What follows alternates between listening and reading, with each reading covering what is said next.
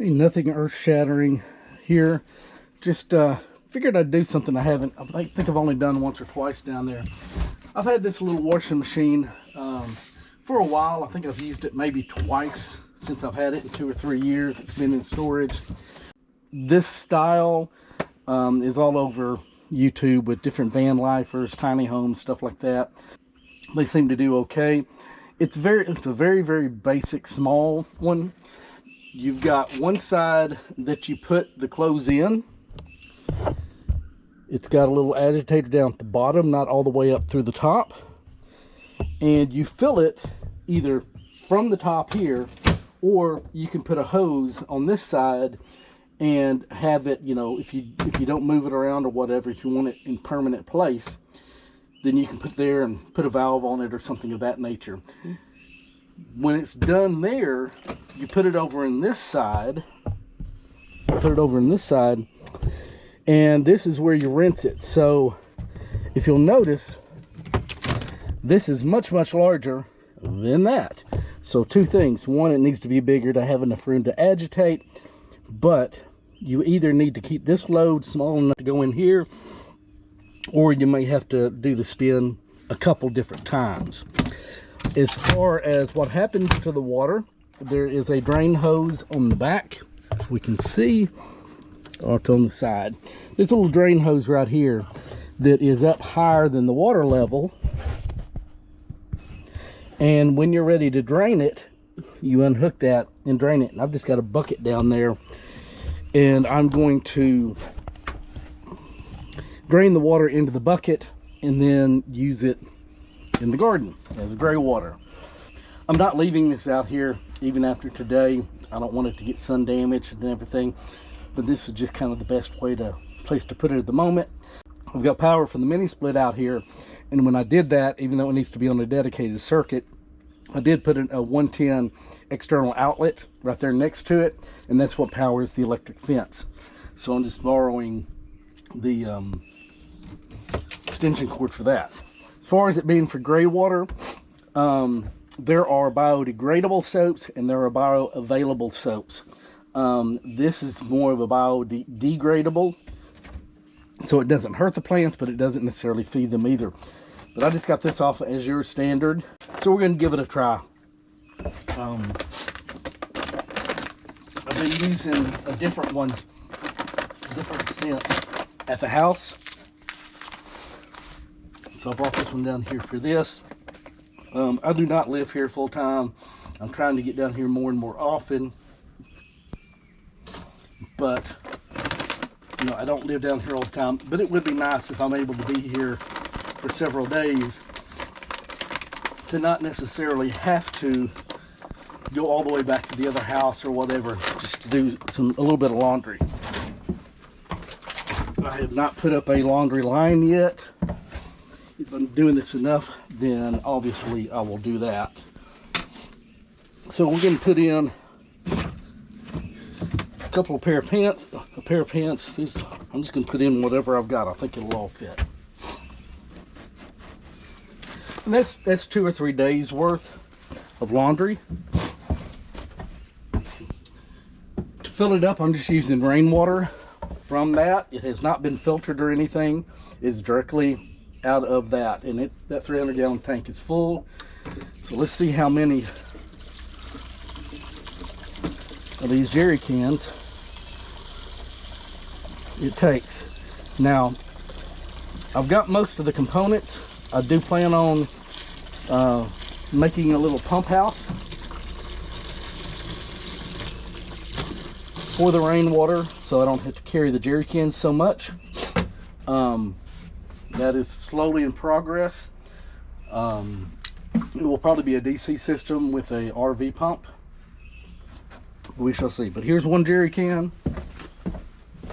Now granted, this is the wash cycle. So I'll do this, and then I'll have to rinse it, run it through at least one rinse, if not 2 rinses, before I spin it out.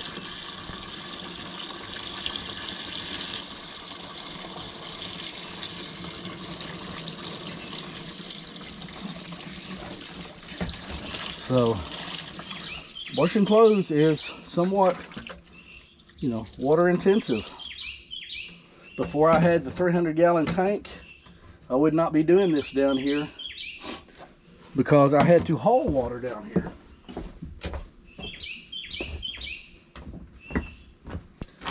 And the amount of water that I haul, usually 4 7-gallon water tanks at a time that goes into the indoor tank.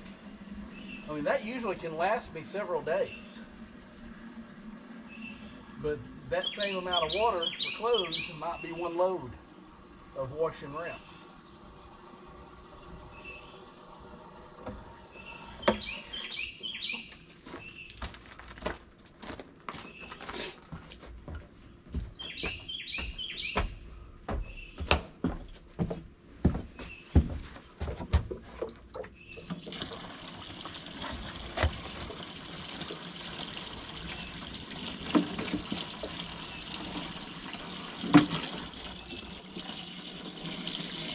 It has been in the 70s yesterday and today.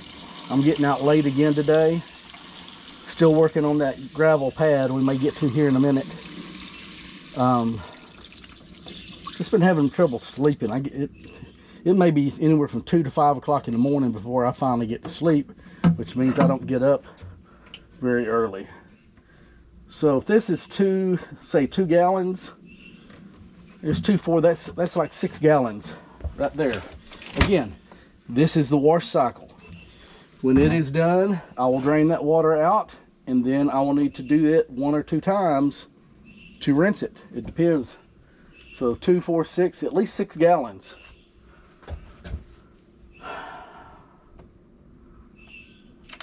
So we're going to put that on normal. We're going to put this on 3.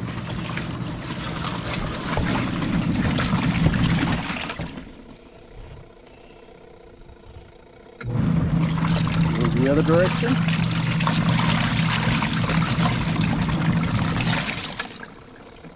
Swaps direction again. And that keeps it from just all winding up in a ball. And it will just do that for, let's put it up here. So 15 minutes. So I'll go all the way up here to 15 minutes. So we'll let that go. I'm going to try to get back on this pad a little bit. It is quiet enough. I'm not going to use a separate mic. But one of the things I'm doing right now, I've got a little bit more gravel, probably about a load. Of those 3, I've got about 1 load left. And I don't think I'm going to get any more. I would probably need at least 2 or 3 more loads if I wanted to truly build this up to the same grade as the driveway so that it was actually completely level. However, as you can tell on the backside, it's already up quite a bit, and it's up a little bit on this side. So I don't think I'm going to get a lot of erosion, a lot of water that's going to be getting on the pad and washing it out. And that's the main thing, is I just want it to be high enough that we're not going to have water, surface water going over the top and eroding, and I want it level, and I don't want it too far down. I'm not going to be pulling a truck down here or a trailer down there very often, if at all, unless it's a very small one. So at this point, it's about leveling and then using what I've got left to try to finish that. So what I'm going to be using, just double check, because I can look at it and it looks like that corner is low and the whole backside is a little bit low compared to the rest of it. So it's sloping, let me get here. So that corner is a little bit low and the whole back side of it is a little bit low, and I may have enough to bring that up a few more inches and then level it. Like I said, I've got about 1 more load up there. So the way I'm going to check this, I do have a laser transit, I've got my stick, and I've got 1 can of spray paint. I thought I had more down here, and that one is actually gray. I don't even know that I'll be able to see it. My goal right now is to kind of get right in the middle, maybe dig me a little circle or something to mark the center of it. I wish I had 3 different colors of paint. And my reference point, I would paint 1 color, probably black. Color's irrelevant, this is just what I would pick. the black would be the reference point. Then I would take maybe green or some color like that, and all the places where it's high I would mark with green, and the low I would mark with red. In fact, if I really wanted to do it kind of detailed, I would get like 1 or 2 inches high and put a dot and just find all the different spots where it's 1 or 2 inches, and if possible tie them together almost like a contour line.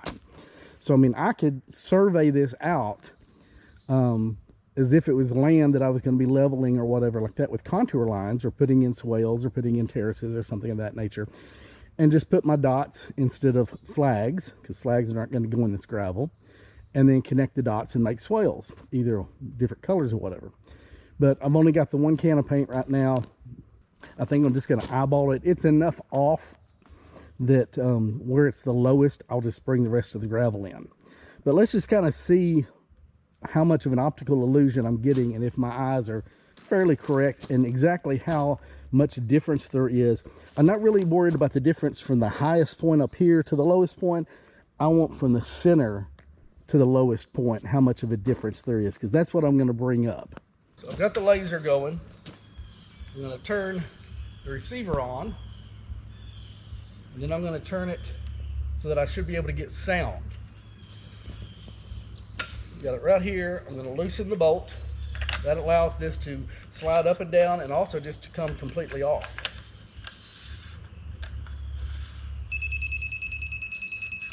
So as I come up from the bottom, it's going to go fast when it's low, and then what it's doing is the laser is trying to hit in this window, and right in the middle is what I'm looking for.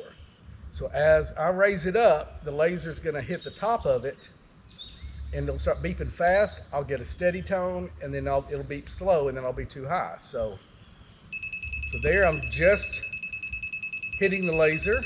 I go up very slowly. So that would be level, and as I go up, it goes slow.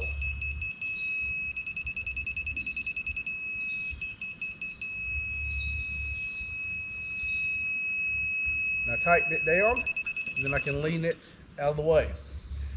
So this, instead of marking it, I'm just going to put the can out there. That's my reference point. Now, if I go uphill, you notice it's not beeping. And I can't shorten the stick necessarily. I need it to stay the same. And it's actually got a marker here if I want to keep up with that. So how do I know how high am I? Well, I can lean it in any direction, and as I lean it, the receiver is going to go down. So it's slow, so that's still high.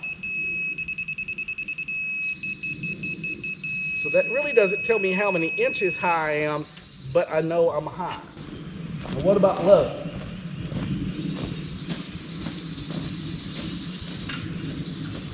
Well, once again here, I have no sound, but I'm pretty confident that I'm low.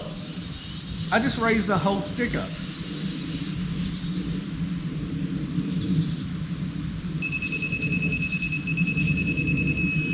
Okay. You see the space from the bottom of the stick to the ground? That's how low I am.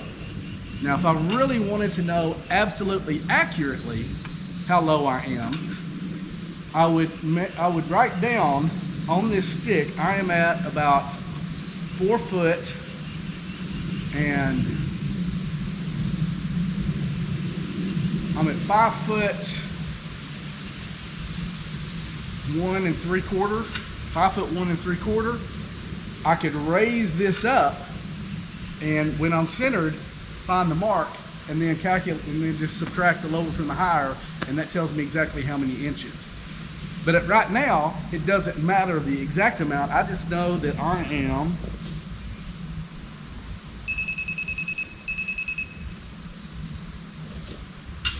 probably about 8 to 10 inches low here.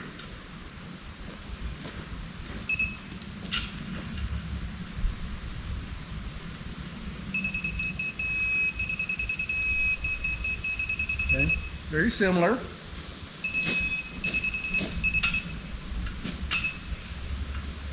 Now, if I had to color paint, and I may try it with that, one thing I could do is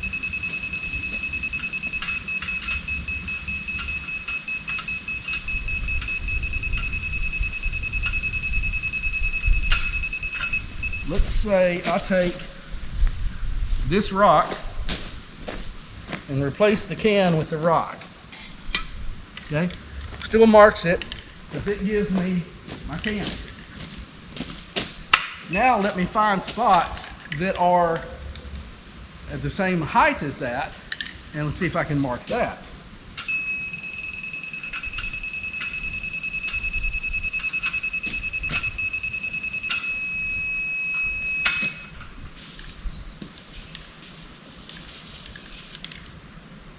Okay, now there may be a high point, you know, one or two little peaks up there, but for the most part, if you can see it,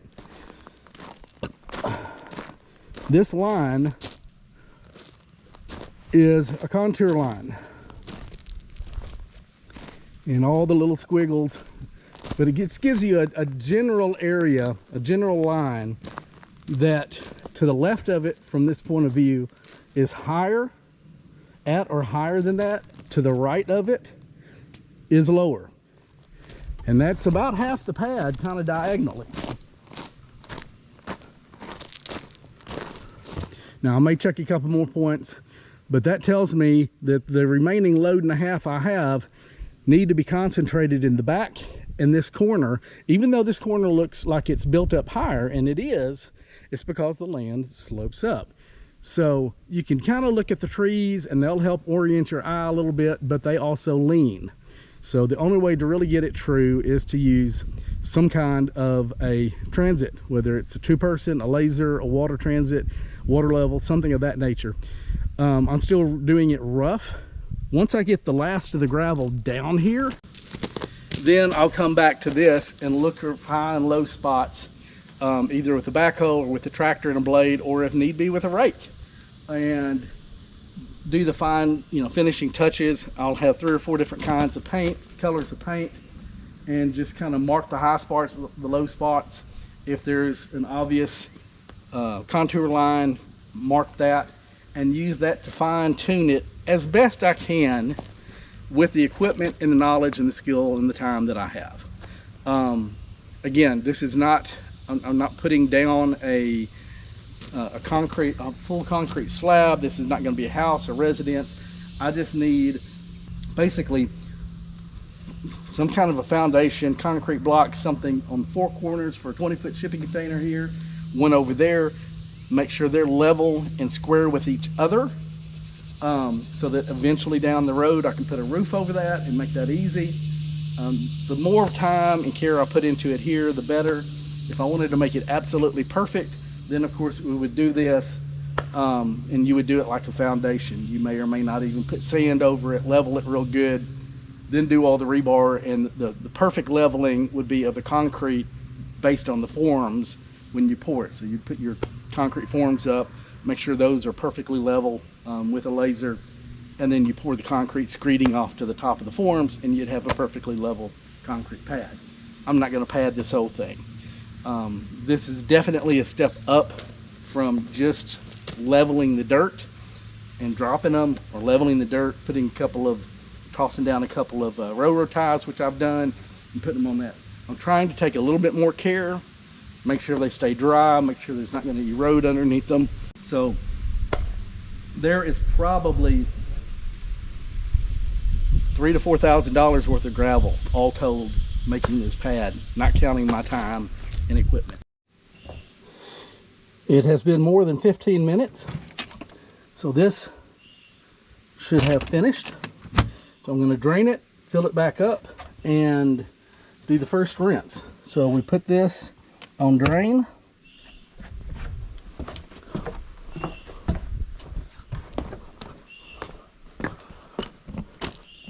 Come out, here's the hose, and here's my bucket.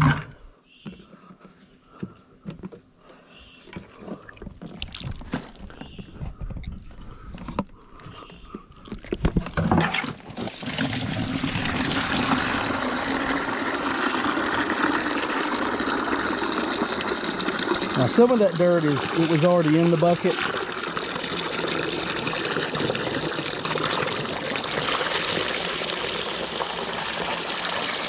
That's a 5-gallon bucket that I'm filling up, so that's about what we're using.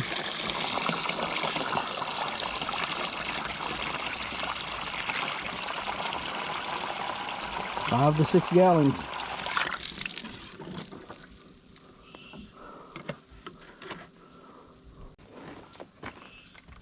So I'm just going to take this and I'm going to water my containers.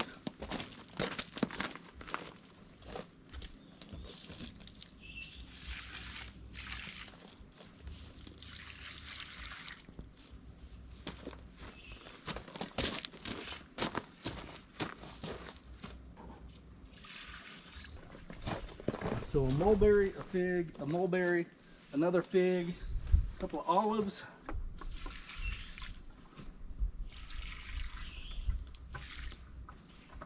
Got some olives, I got some willow, I've got moringa, we got sweet potatoes in this container,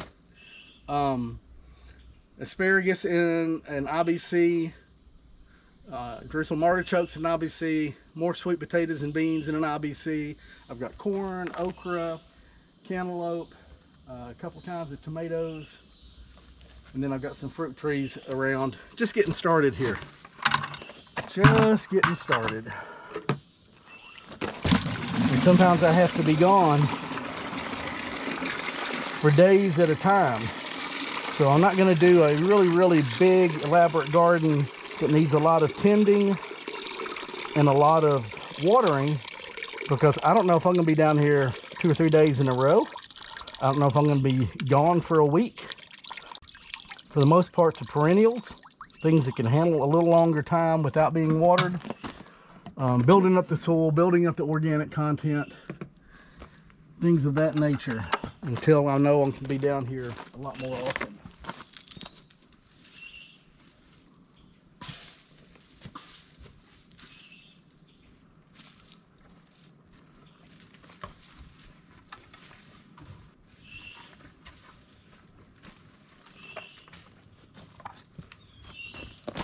So that is done. I have hung my hose back up, and as they say, rinse and repeat. It's been a little bit, been working. First rinse is done.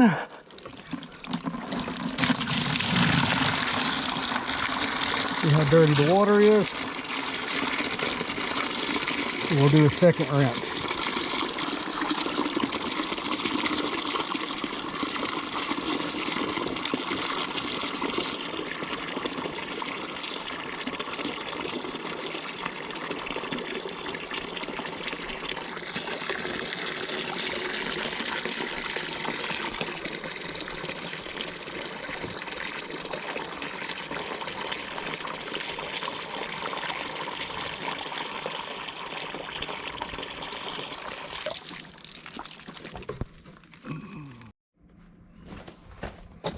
Okay, rinse number 2.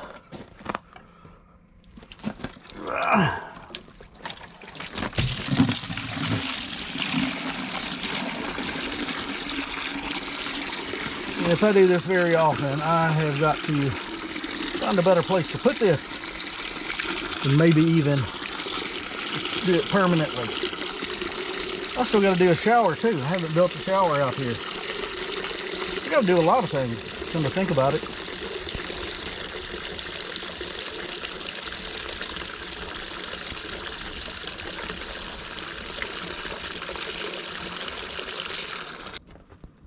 Got a row of cow peas that I planted about a week ago.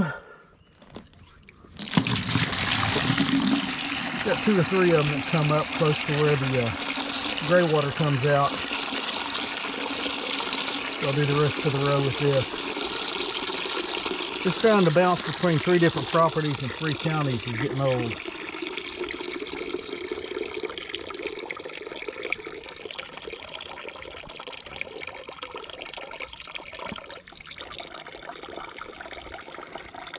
I'm going to leave that there because I need to spin it. And I'm sure that when I spin it, that's where the rest of the water is going to go. So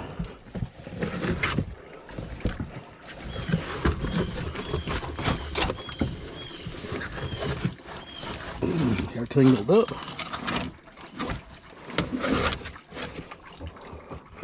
May only be able to do like one at a time.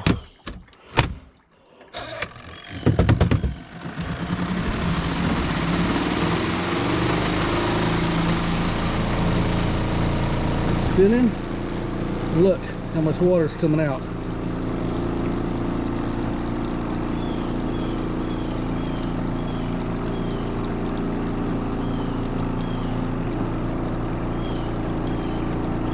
Keep the when you're spinning, keep that on drain. I'm not sure if it makes a difference. Let me see. I'm going to turn it on normal.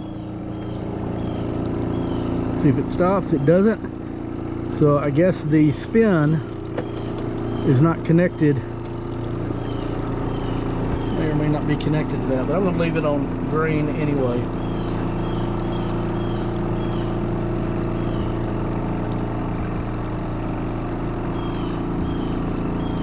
So this maximum spin time is 6 minutes. While that's going, I'm going to go see if I've got something in another storage place. Okay. Let's see. Pretty good. I'm just going to find a place to hang those up.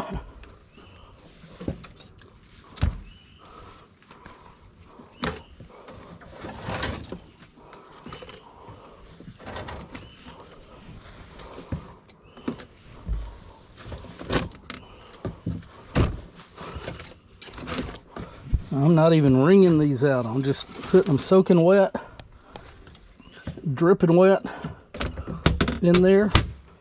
There is nothing coming out.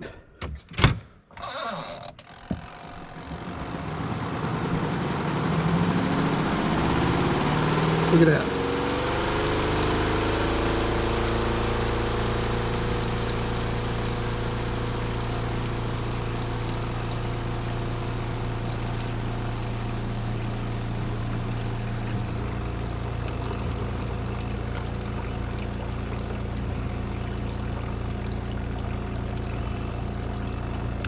Seems to be working pretty darn good.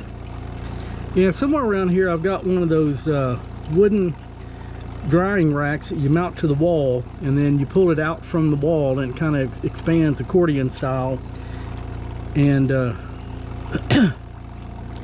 I could probably put inside or outside someplace. I don't know where it is right now. It's probably in mini storage.